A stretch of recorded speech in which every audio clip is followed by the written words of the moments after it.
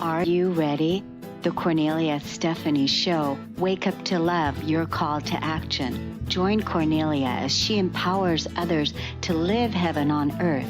Kornelia teaches listeners how to be the authority over yourself, embracing your inner guru. Feel yourself uplifted into limitless expansion, integrating ease and grace in a changing world. This show will cover topics such as unconditional love, your physical body, how to be in extraordinary relationships, create financial and emotional wealth, embracing entrepreneurship in the new earth.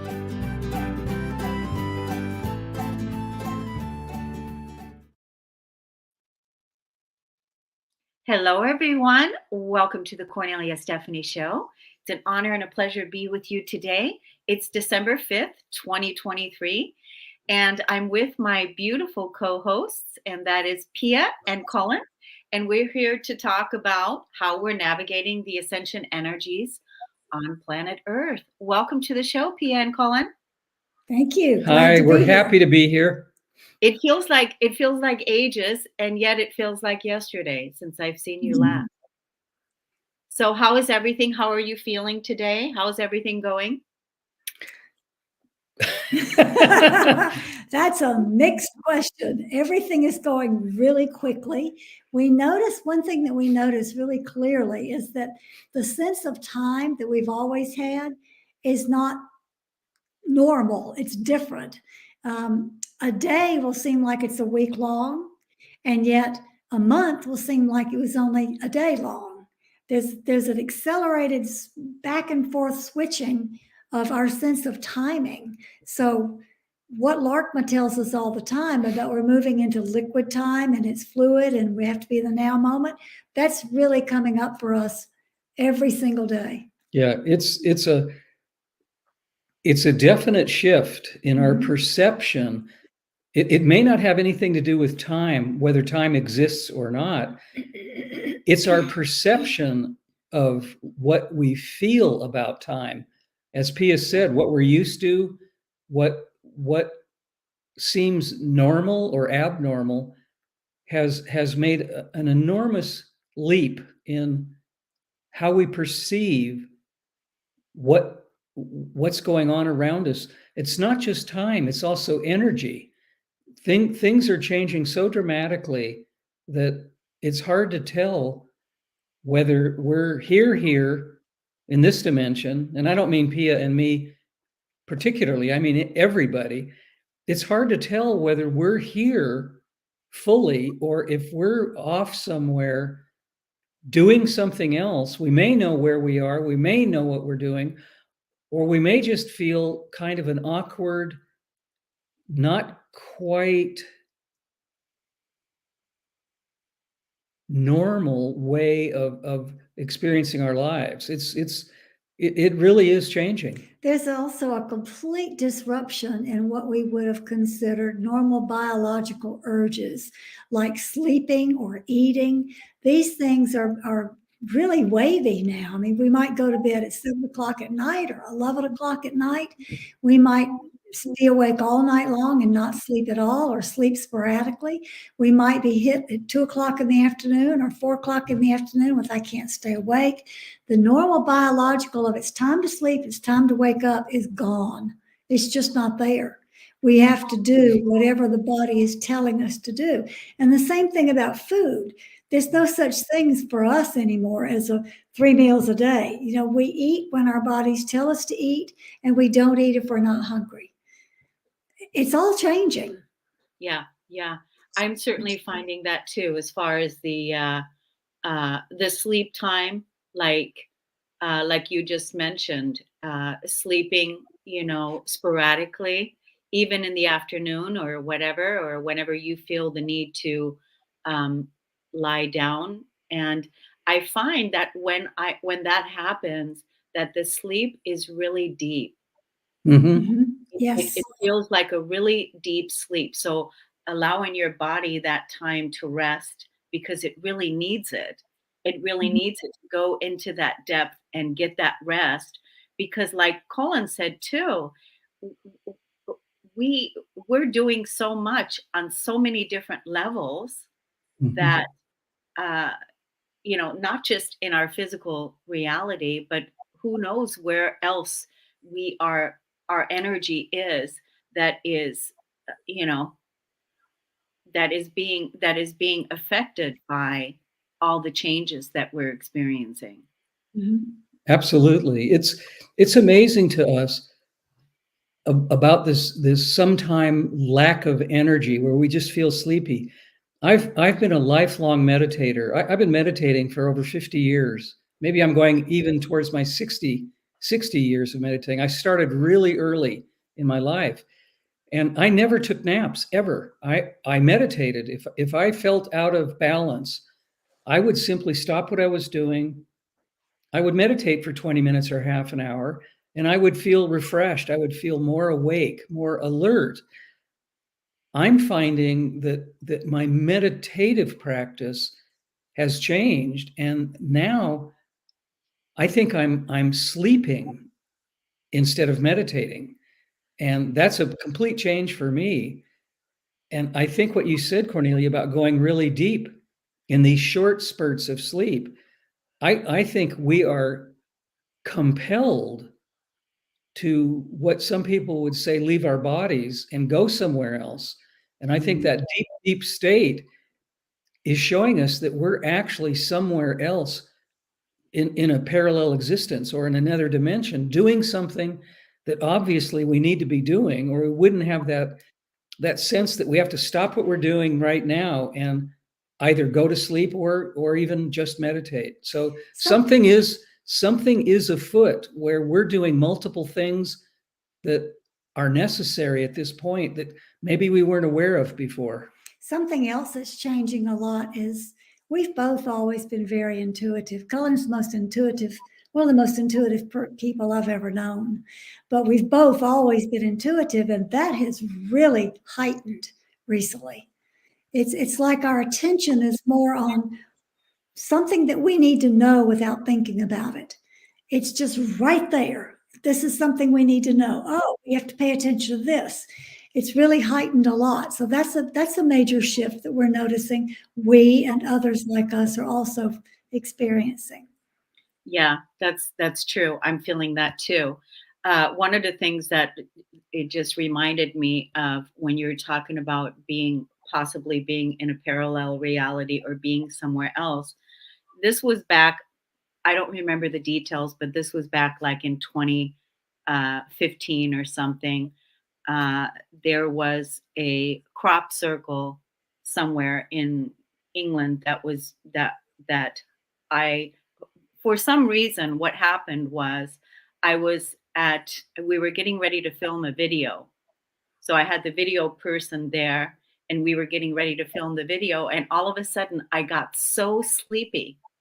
I got so sleepy that I said, I'm sorry.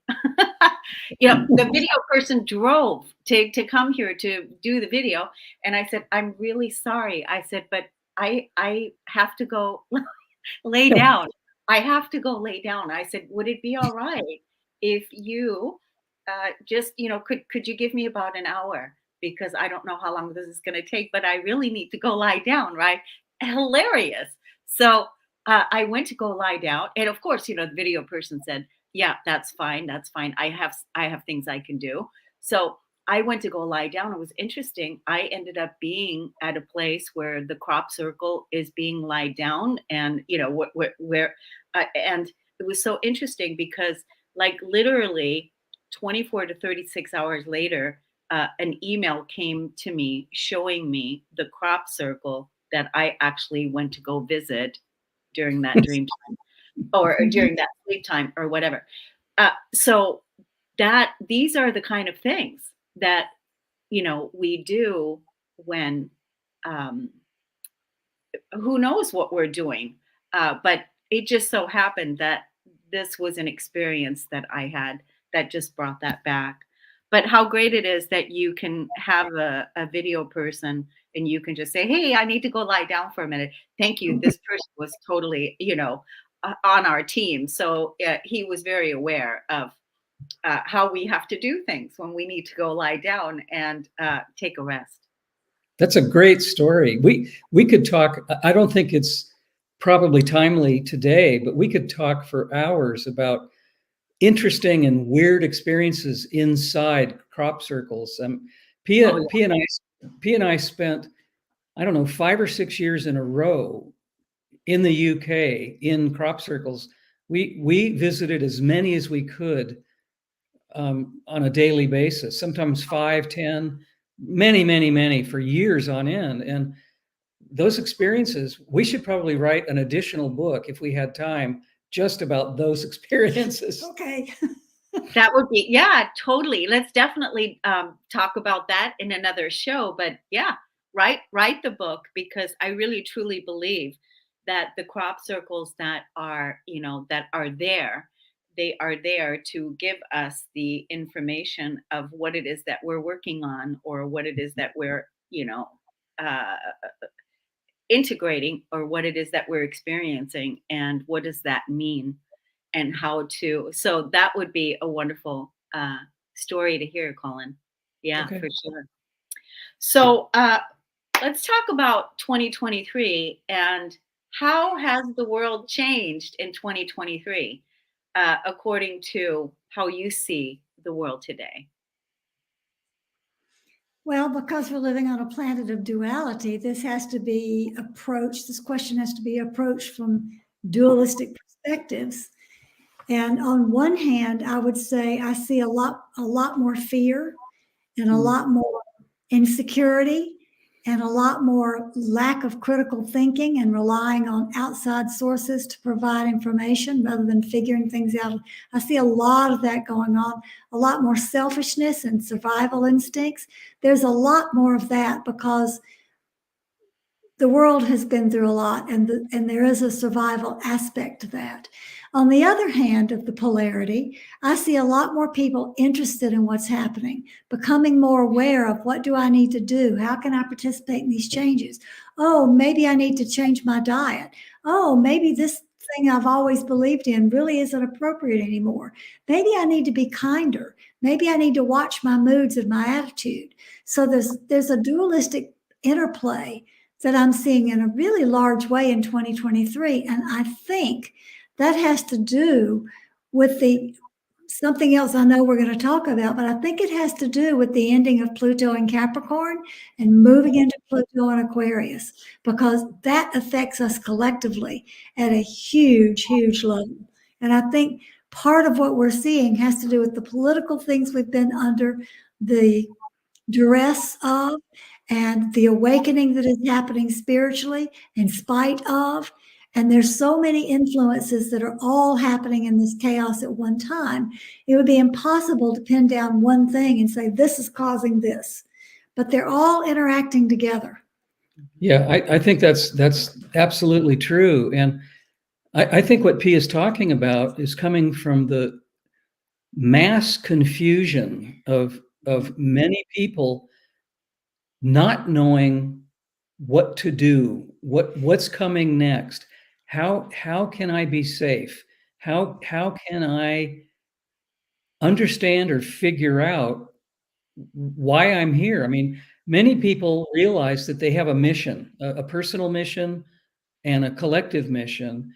And because things have changed so radically, as we're talking today in this conversation, it seems to us that many people are waking up. More people are waking up than ever before in this planetary human experience. There's no doubt about that. However, the people who are not waking up, I think, are getting sleepier and sleepier. And I think they're simply living out their lives without the interest in exploration, without the interest of growth, without the interest of what can I do? How can I be of service? How can I do more? I think there's a giant split right now of those of us who are waking up and realizing that we're here basically for service. We're here to help. We're here to unify. We're here to create what many of us call the new earth or the Garden of Eden experience.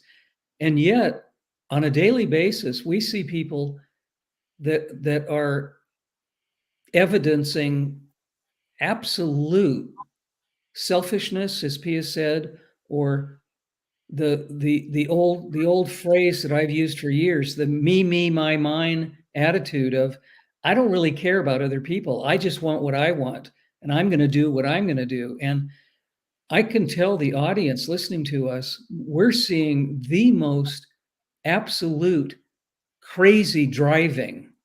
We are seeing people with the worst road rage, with the worst, absolutely unpleasant driving attitude.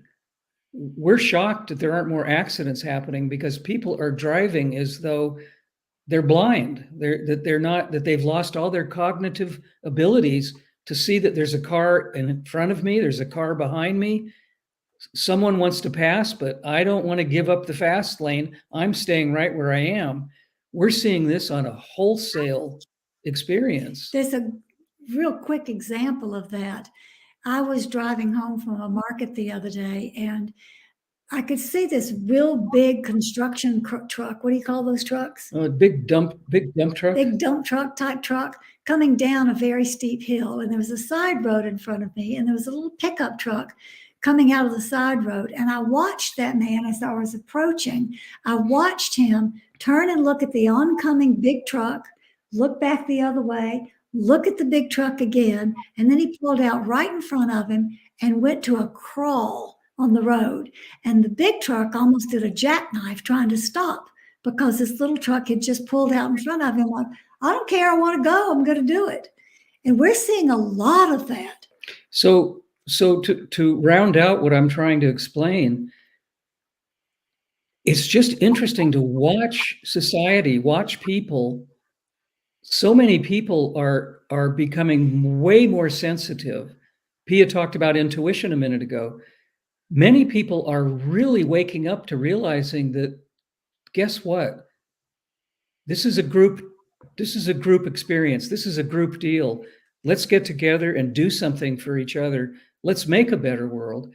And then on the other hand, there are people that are just willy-nilly doing whatever they want that has nothing to do with kindness, compassion, sensitivity. And we think that there is a giant split that's occurring. Yeah, I see the anger, the passive aggressiveness. I see the people projecting more of their rage and their anger onto other people rather than looking at themselves.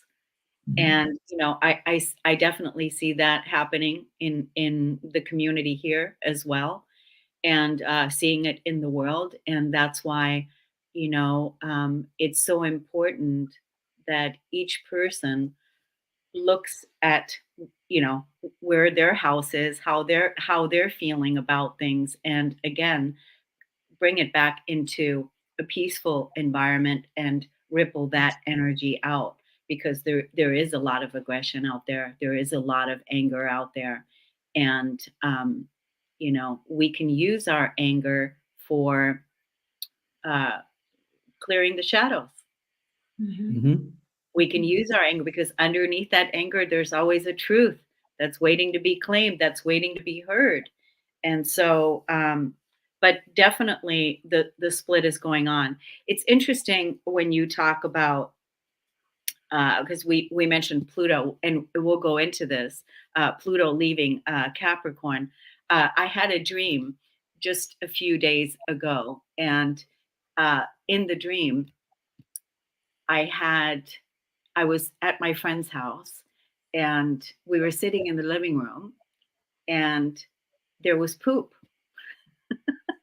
There was poop in the living room on the floor. So, and it wasn't regular, it was deer poop.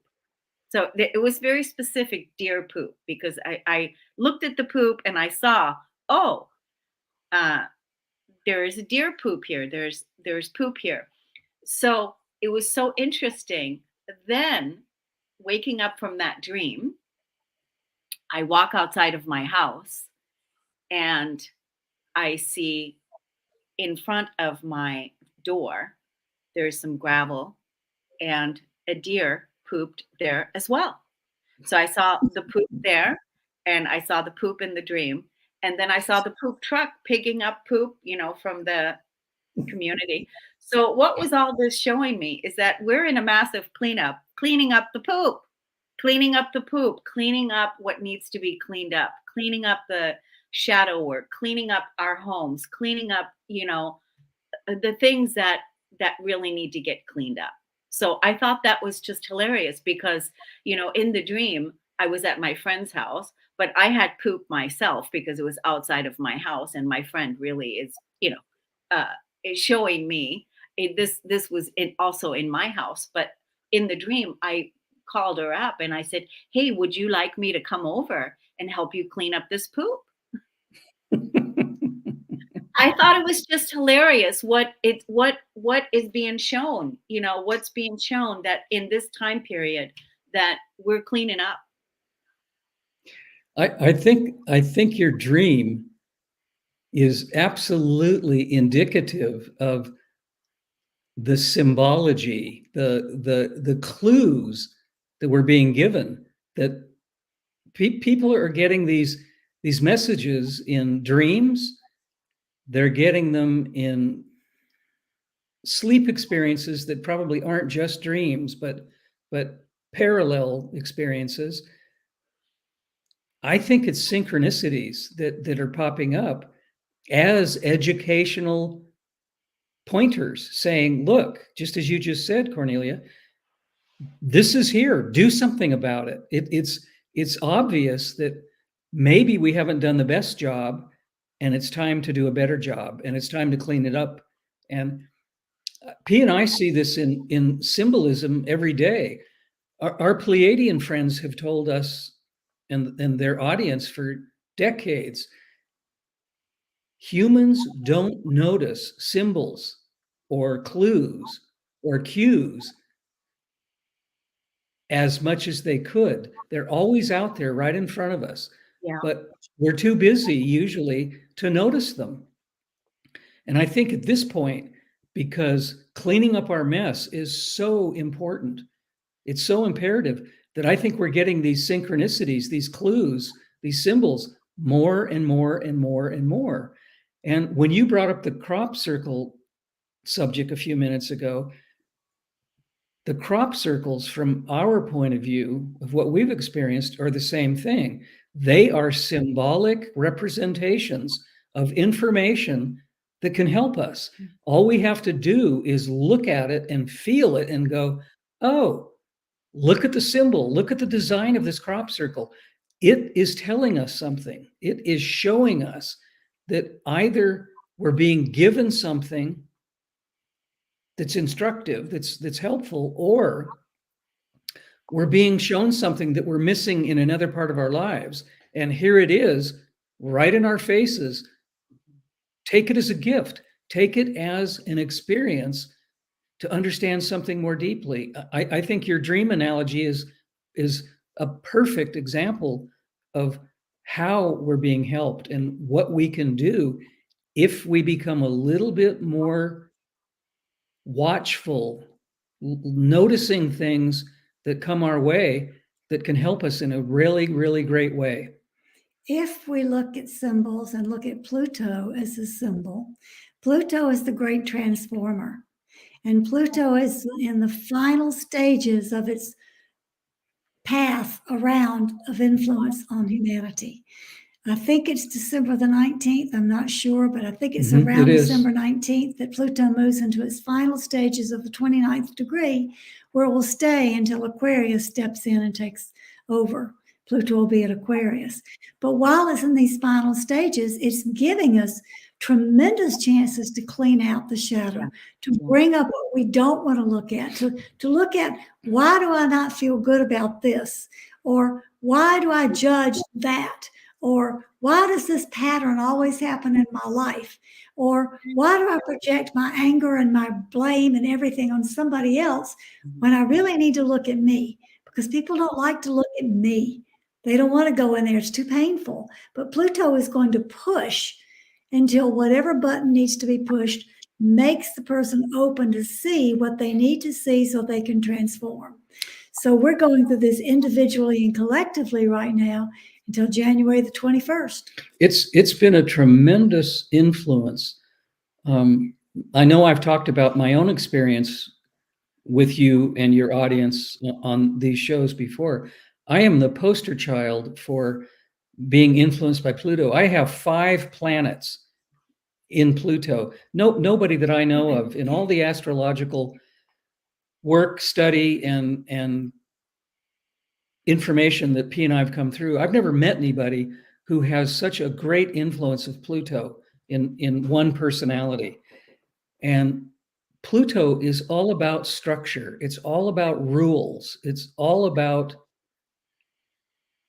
keeping things in line, keeping things in order. And what's happening right now is that structure is completely in the process of breaking down. And that is one of the reasons why the chaos is so tremendous right now. And Pia has much more to say about this than I do. But it's incredible. When Pluto leaves Capricorn, which it has been influencing Capricorn for between 15 and 17 years to date, there will be a possibility of all the old structures, all the old rules transforming, falling apart, and moving into a much, much more free, much more, what word would you use? Freedom's a good one. I guess. Freedom is a really good one, because some of the things we were talking about a few minutes ago about being in altered states and more intuitive expressions of who we are, these are freer states of being that are not, they're not controlled by rules and regulations like Capricorn does. So we'll be in a definite form of more freedom, more choices, more opportunities to see things from a more fluid position than such a strict position. So we're moving into something that we've not experienced before. Pluto hasn't been in Aquarius in a long time, not in our lifetime. Yeah. Not in So our that's going to be quite interesting to experience that. I've also, been influenced by Pluto, not with the planets like you have in the five planets that you had, that stellium in Pluto, but I certainly have been influenced by Pluto, and I really attribute Pluto's the Great Awakening to for me to go to the depths of my soul and unearth and bring back what is down there, to bring it out and allow me to transcend and transform all of the lies and the limitations and the shadows and all of those things. Because again, wherever I felt boxed in, or wherever I felt imprisoned in prison, that was showing me through Pluto that me as a being, this human is feeling this way, imprisoned or limited or whatever the things were. So definitely, I'm also looking forward to now Pluto, tidying up and finishing Aquarius. I think I attribute the poop story even. The last final sweep. Let's clean it up. Let's clean it up. The structure, the home. Let's clean it up, because it was inside and outside in the dream. And so it's time to clean that up so that we have a beautiful foundation to build upon, because that's again where we're going next. We've never been before. And when we look at it, all the things that we've been doing and talking about over these last years and years and years and years, what we've done here has never been done before, because it's really been amazing. And I just want to give us all a hug and a congratulations, job well done. Let's pull out the crowns and start, really celebrating the victory of what we've achieved, even though it looks like so much chaos outside, but it all begins on the inside. and who we are as beings, right? And soul family and star seeds that we came here to, co-create our new earth, to create heaven on earth, to, ascend higher in consciousness. And we have achieved that through tremendous challenges. From a dualistic point of view, Pluto seems like a harsh experience. It seems like a very challenging, very, very strong influence. And yet, if we look at it from the opposite dualistic point of view, it has been a wonderful tool to do exactly what you just explained. We wouldn't have gone to the depths. We wouldn't have cleaned up our messes.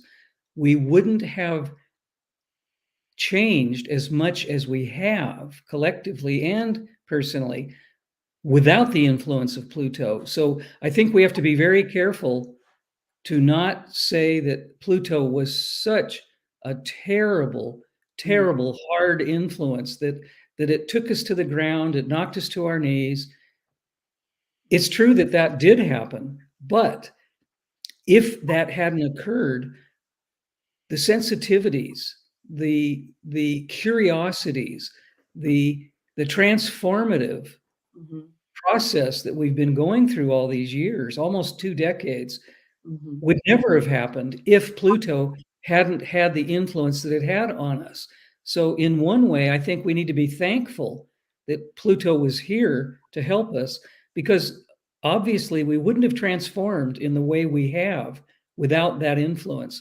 So I think we can't just call Pluto a bad guy. There's something in Cullen's words that I think is symbolically important here that I just picked out. When you were saying knocked us to our knees, Pluto knocked us to our knees. If you think about it, for as far back as humans have been in culture, humans have fallen to their knees to pray to the gods. Doesn't matter whether it's Christian culture, whether it's pagan culture, how far back you want to go. Moving to your knees is a position of, I need to expand to the cosmos and see something in a different light. So if you think about Pluto knocking you to your knees from that position, putting you into the position to see the larger cosmic perspective, it can't be anything but a good influence. Well, I look at Pluto as the way I look at Pluto as the god of the underworld. And we're going to go down to the muckiest, the most horriblest places. And we're going to bring God there. We're going to bring light there. And we're going to transform whatever is down there. That's how I look at Pluto, how Pluto's influenced my life, and how, the strength and the courage that it took to bring my human there and, clean up and transform and transcend that darkness that was there and liberate. But who did Pluto capture mythologically? He captured the goddess of spring, Demetra, or Demeter, depending on how you want to pronounce it, where spring is always present in Pluto's underworld. That possibility for springing into newness and bringing forth new growth is part of the Pluto experience. Yeah. So we celebrate Pluto, and we're very grateful for the influence that we've had in order to go down to the depths of the ocean and bring light there and spring forth new beginnings, new growth. And now with Pluto moving into Aquarius, which has never happened in our lifetimes, you said, Pia. So it's going to be interesting to see what we're going to be talking about then. Right? Well, I think it's going to be a much lighter, and I mean that in several levels. I think more light in the idea of light as in a cosmic light, but I think it's going to be lighter in our experience in our lives. I think there'll be less challenge and less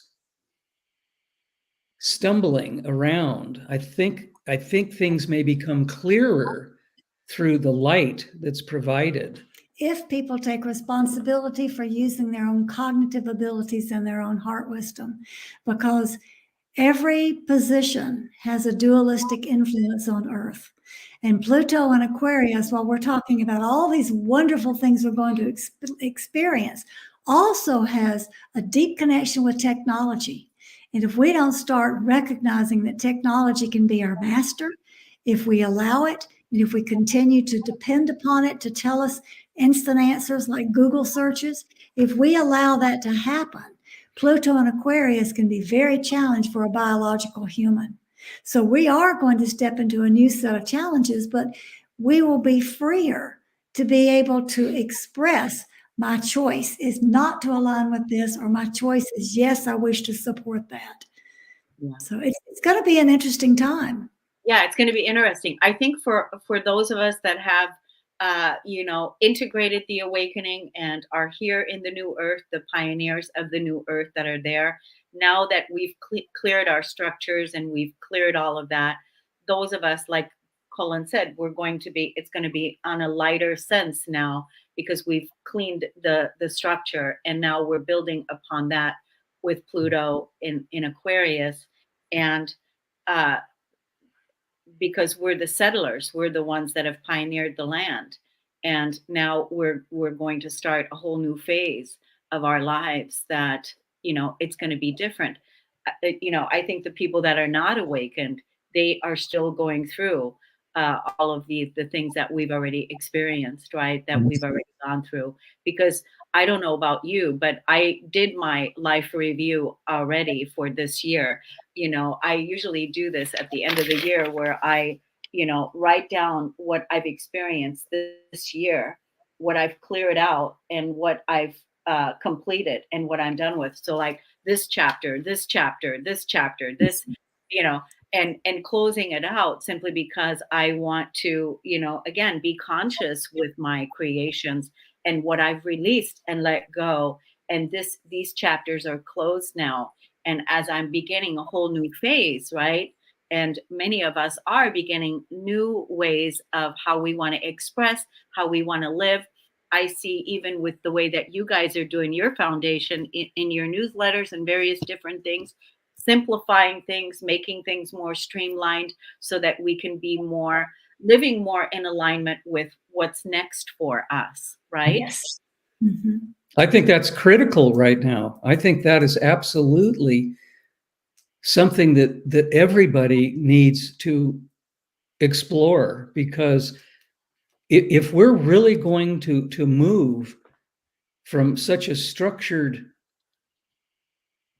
platform that Pluto has kept us in, and moving into a more free, maybe more graceful, maybe a more flowing experience, that allows us to use not only our imagination, our curiosity, but it also compels us to want to do things differently. I mean, this whole discussion that we've been involved with you is about how can we be different? How can we change in positive ways? If we have let go of things that were troublesome, if we let go of things that were holding us back, if we have truly realized that we're way more powerful than we ever thought we were, that we have a greater influence in how we can be of service, of help,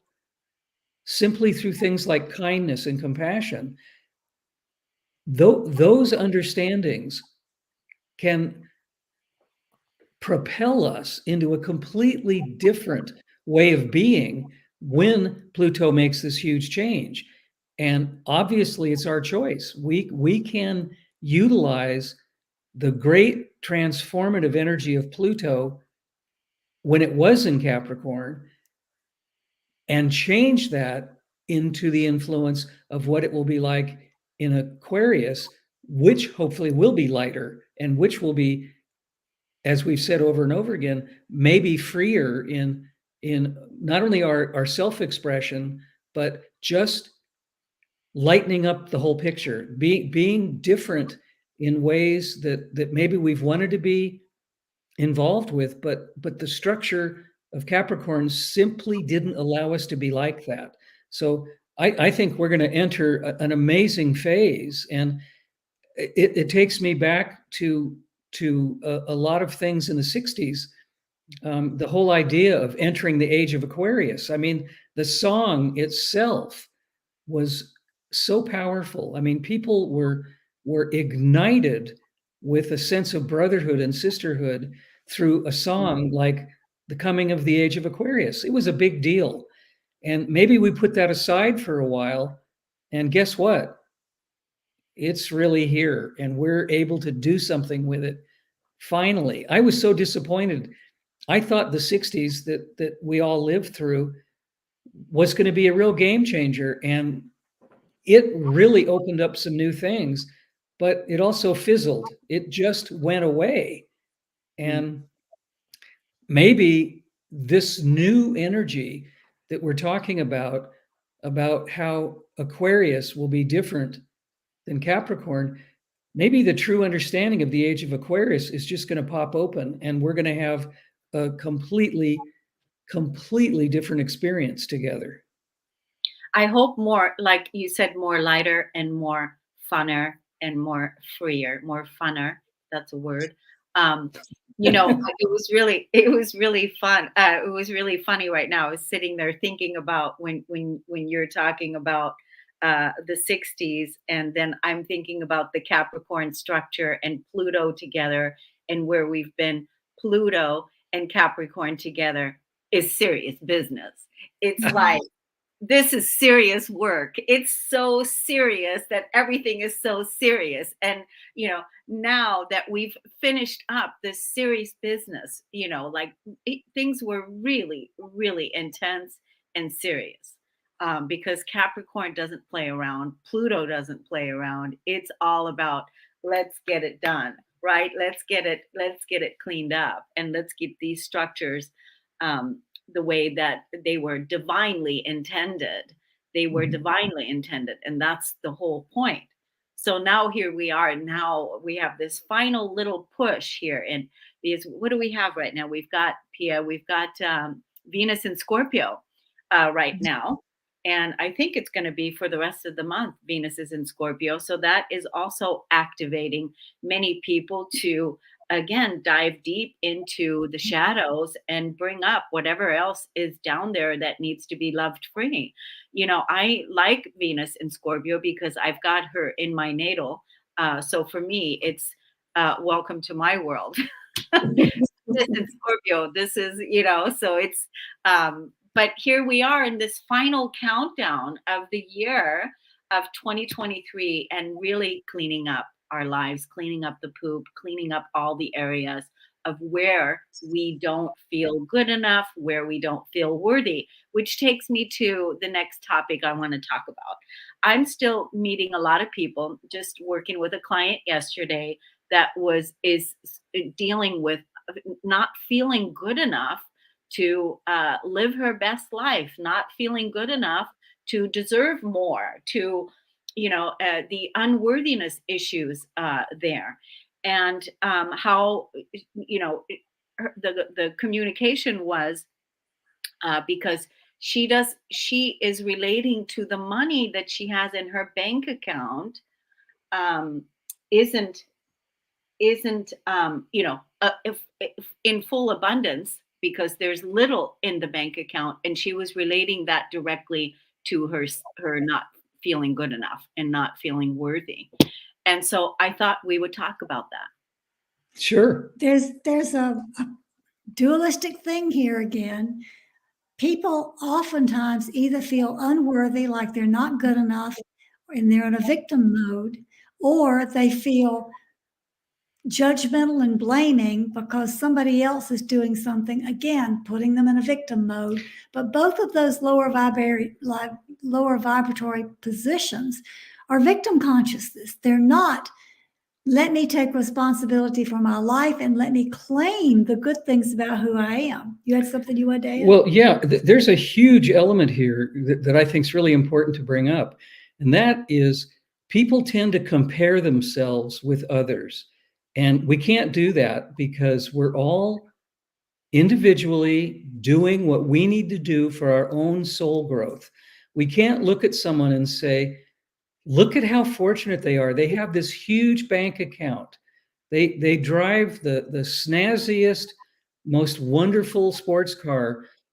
They have the best relationships. I mean, we can't do that because each of us is individual. We create everything that we're involved with. And comparing ourselves with someone else is only going to make us feel unhappy, unworthy, unaccomplished, sad, and not fulfilled. So I think people need to stop comparing themselves to others. It just doesn't work. And stop believing that everything that's put out in Hollywood or on the Hallmark Channel is the true reality. It's not. Yeah, there are bumps in the road that we have to manage to grow, to expand. This topic is really important, I think, right now in today's world. Abundance is really, really, truly misunderstood. People don't understand that spiritual abundance is the abundance we're looking for. We're looking for an abundance of heart. We're not looking for the abundance of money or fame or competition. Abundance is only about who we are inside, what our heart knows, how we treat other people. It has to do with compassion, creativity, generosity, kindness, sensitivity. Abundance has nothing to do with how much money we make, what kind of job we have. That has all been instilled in us by the agenda, saying, if you're not financially successful, you are not abundant. And that pyramid is absolutely upside down. Everybody should be happy if they're spiritually abundant, because that is the only thing that counts. Having all the things that Hollywood says we have to have, that advertising, Pia and I complain about Hollywood a lot, but I think we should change that focus to Madison Avenue. Advertising has really, truly ruined humanity. The whole idea of telling people, if you don't buy this beauty product, you are not going to be beautiful. If you don't lose this amount of weight, you are not going to be beautiful. The list and therefore you won't be loved. Yeah, the list goes on and on and on and on. And Pia's right. It's about fear. It is about not feeling that we're just okay as we are. We're perfectly okay as we are. Of course, we have muck to work on, but that's okay. Everybody has muck to work on. The idea is that we're all moving forward and that we're all evolving, and someone outside of us saying, you're not successful, you're not beautiful, you're a loser, is all just a ridiculous part of the whole agenda. We're all perfect the way we are, and we need to stop listening to outside influences that tell us things that aren't true. And stop relating how much money you have to your worth, because like we talked about, where the wealth really lies is in your spiritual life. That is really where the wealth lies. Feeling you are worthy in your spiritual life, in your experience, in your everyday now moment. I mean, I've often thought about this, what if people that have had or are having financial challenges, I've had that many times in my spiritual life. I've thought about, like, what if one of the reasons why this is happening is so that we can learn more on how to manifest what we need when we need it in the moment, because of our truth of our I am worthy, I am infinite, I am abundant. And if we have this integrated state of consciousness and knowing within our experience in our body and owning that, like Pia said, taking responsibility, then we always attract and magnetize to us what it is that we need when we need it. So, the old paradigm of you have to have all of these things in order to feel, abundant or whatever, because that plug can be pulled at any second. Any second that plug can be pulled and those doors can be shut. And then where's the person going to be? Yep. Yeah. I used to talk about this a lot. We have swallowed in the West, and it's not just in America. I'm using the whole West of the globe. We have swallowed what I used to call the Great American Dream Machine, where if we don't have the fancy house, the white picket fence, 2.2 children, the best wife or the best husband, a golden, Don't forget the golden retriever. the golden retriever that's out wagging its tail on the front lawn.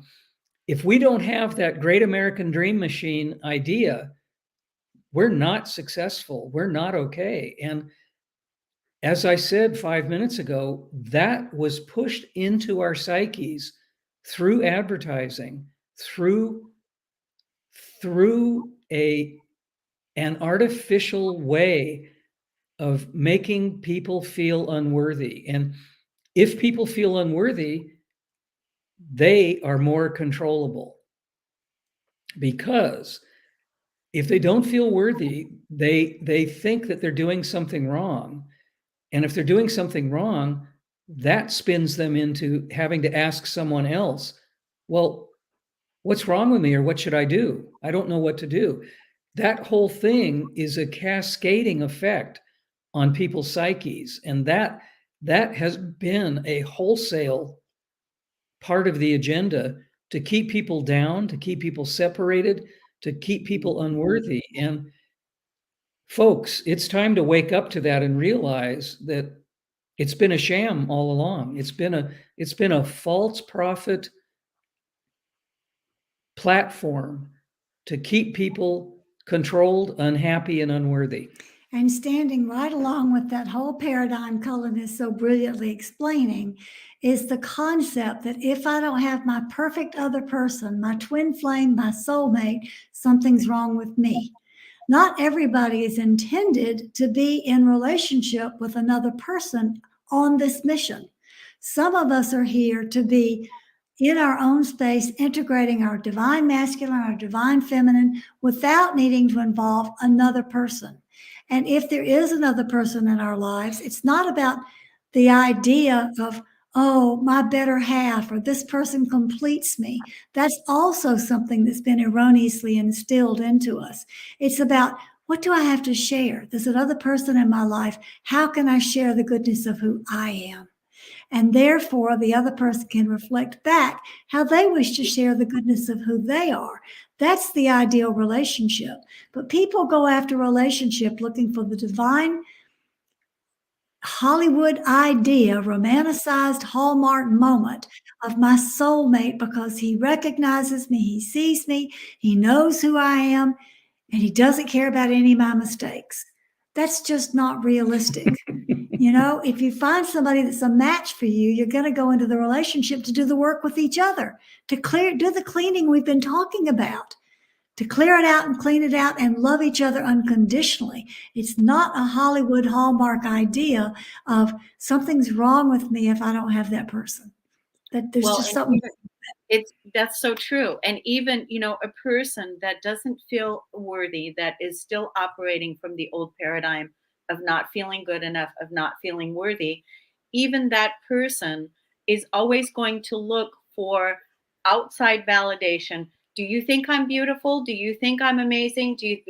Waiting for that constant feedback, because that person hasn't deemed themselves worthy yet, because you're the only person that can deem yourself worthy. No one else has the power to do that.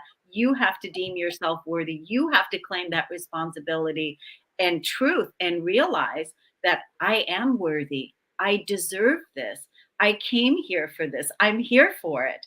And I used to operate from this lie of that I'm not good enough and that I'm not worthy to receive divine light, divine love, beautiful relationships, eat good food, whatever the thing is.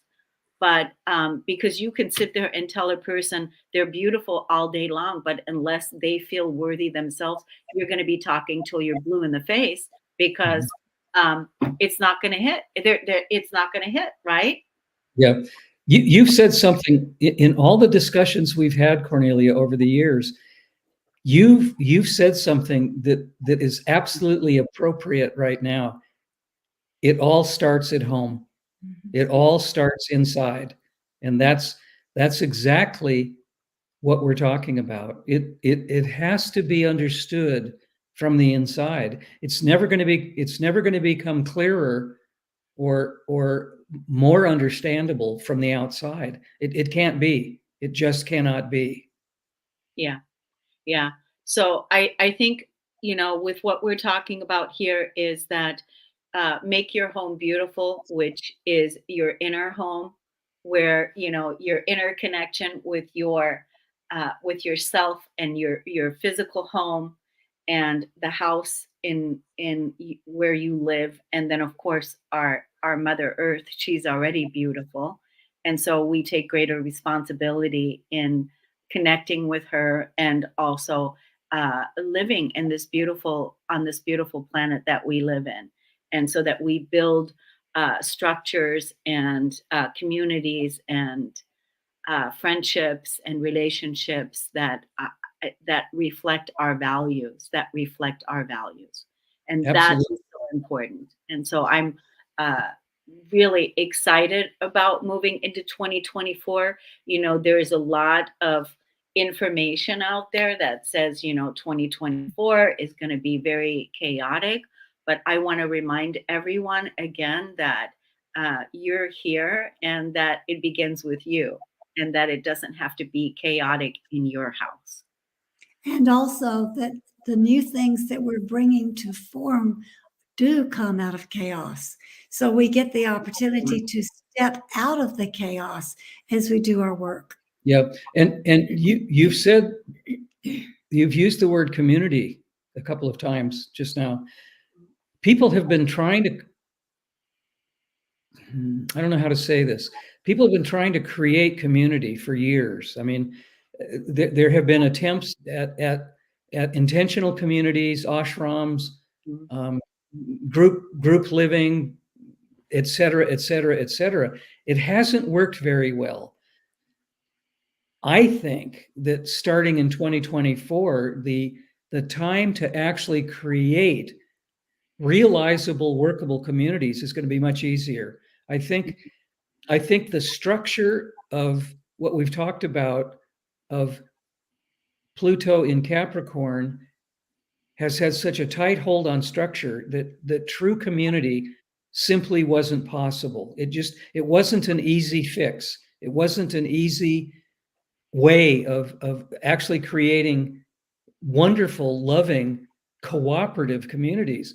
I'm hoping that in 2024 we will see the beginning of communities actually popping up that work, that where there's less tension, where there's less competition, where there's less anxiety, where people just get together.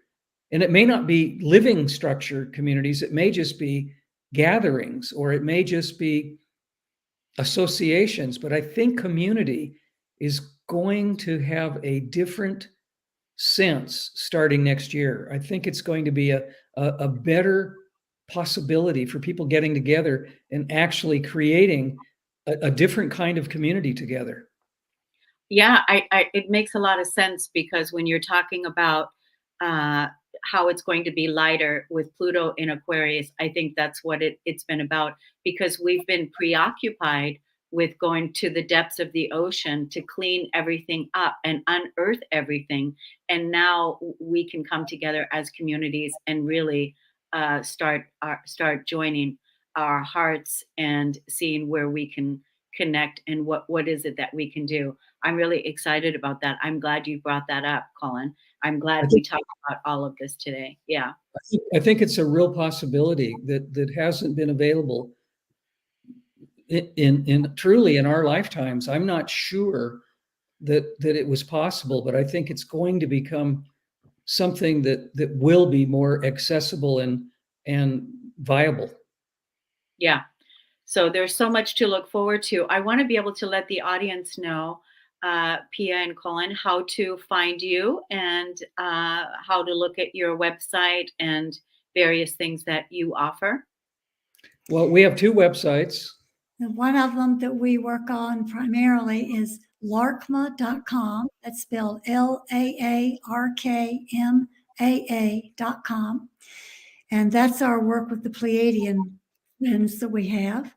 And the other website is Pia Orleane, just like my name, PIAORLEANE.com.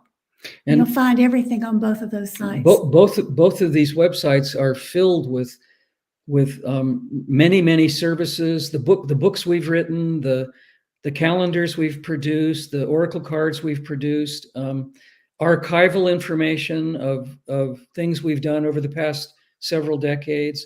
And Pia's website has a relatively different look to it about her astrological work, her intuitive work, and things that she does, including the newest book I just wrote on Mary Magdalene's daughter. That's the title. I just want to say, I heard some good feedback about that book. I haven't read the book, but I have heard from people who have read the book and absolutely loved it. Thank you. Great. That's great. Yeah, heard the feedback. Came to me and said, "Oh, I read Pia's book, and that was the healing this person needed. That really helped with that." So that was awesome. Yeah. Thanks for sharing. Yeah. You all have done tremendous work over all the years, and everything that you've done and put together. And like you said, it's all there on the websites. There's no excuses for, there's so many tools, there's so many gifts. That's all there, and I'm grateful for you because our connection that we've cultivated such a beautiful relationship with over the years, and I'm so grateful for you, and I want to thank you. Well, thank you. And we would say equally, we are grateful for you about you, that what you're doing to bring information and wisdom to people over the years is also tremendous. You've shared insights, you've shared information, you've shared heart understanding, and helped people all over the world. So this is absolutely a team effort. We're doing this together to create a better world. And so it is. And let that be it. So thank you, everybody, for listening and for tuning in. We wish you a happy holiday season, if that is what you enjoy. And of course, an amazing winter solstice. And we will see you again in 2024, January of 2024. Have a beautiful rest of your month, everyone. Take good care.